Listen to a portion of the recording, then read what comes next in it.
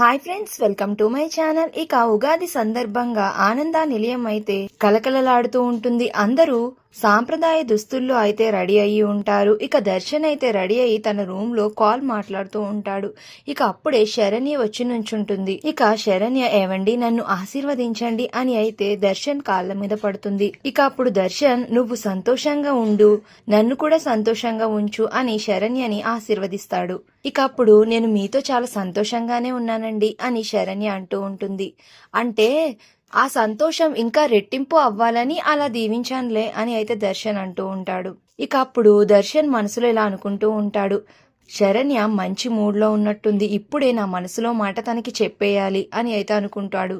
ఇక మరో పక్కన శరణ్య అయితే, ఏవండి నేనంటే మీకు ఇష్టం ఉన్నా లేకపోయినా మీరంటే నాకు ఎప్పుడూ ఇష్టమేనండి అని మనసులో అనుకుంటూ ఇక దర్శన్ వైపు ప్రేమగా చూస్తుంది. ఇక వెంటనే దర్శన్కి తన బుగ్గ మీద ముద్దు పెట్టి శరణ్య అక్కడి నుంచి పరిగెట్టుకుని వెళ్ళిపోతుంది. ఇక అది చూసి దర్శన్ చాలా సంతోషపడుతూ ఉంటాడు. మరో పక్కన ఆనంద నిలయం బయట అయితే అనన్య మహిళా మండలి వాళ్ళని అయితే తీసుకుని వచ్చి బయట ధర్నా చేస్తూ ఉంటుంది. ఇక అప్పుడే ఆనంద భైరవి కుటుంబ సభ్యులందరూ కూడా బయటకి వస్తారు. ఇక అప్పుడు వచ్చిన వాళ్ళలో ఒక ఆవిడ అయితే అంటూ ఉంటుంది, ఏవండి ఆనంద భైరవి గారు, ఈ అమ్మాయి అనన్యకి మీ వల్ల అన్యాయం జరిగింది అని తను మా దగ్గరికి వచ్చి కన్నీళ్లు పెట్టుకుంది. అందుకే తనకి న్యాయం జరిపిద్దామని మేమందరం కలిసి వచ్చాము.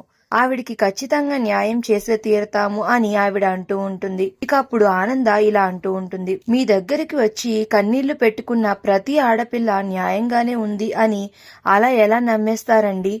సొంత భర్తనే కిడ్నాప్ చేసి ఆస్తి కోసం బ్రతికి ఉండగానే చనిపోయాడు అని సాక్ష్యాలు పుట్టించి ఇంట్లో పెద్ద కలకలం రేపింది. అలాంటి దీని మాటలు నమ్మి మీరు ఎలా వచ్చారు? ఇది పచ్చి మోసగత్తే అని అయితే ఆనంద భైరవి అంటూ ఉంటుంది. ఏంటి నిజమా అన్నట్టుగా మహిళా మండలి వాళ్ళు ఒక్కసారిగా అనన్య వైపు కోపంగా చూస్తారు. కాదండి, ఆవిడ చెప్పేది అంత అబద్ధం, నేను నిజంగానే చెప్తున్నాను, నేను ఎటువంటి తప్పు చేయలేదు అని అనన్య అయితే వాళ్ళతో బతిమాలుకుంటూ ఉంటుంది.